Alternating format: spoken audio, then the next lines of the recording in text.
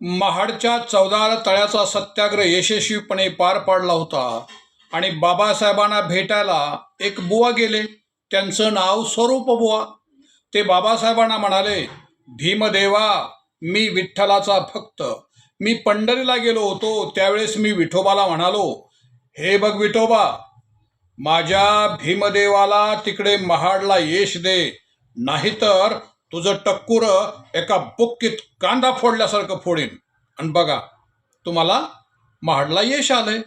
तसे बाबासाहेब हसले आणि त्याला म्हणाले, बुवा, तुम्ही पंढरीला जाताना दशम्याला काय नेता?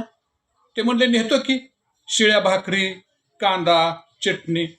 मग बाबासाहेब त्याला म्हणाले, अरे मग कधीतरी त्या विठोबाला म्हणायचं की हे बघ विठोबा, ब्राह्मण मंडळी जशी तुंप पोळ्या खातात, सुग्रास अन्न खातात, तसं खाण्यासाठी आम्हाला भरपूर पैसे दे, नाहीतर तुझं टक्कुर एका बुक्कीत कांदा फोडल्यासारखं फोडीन.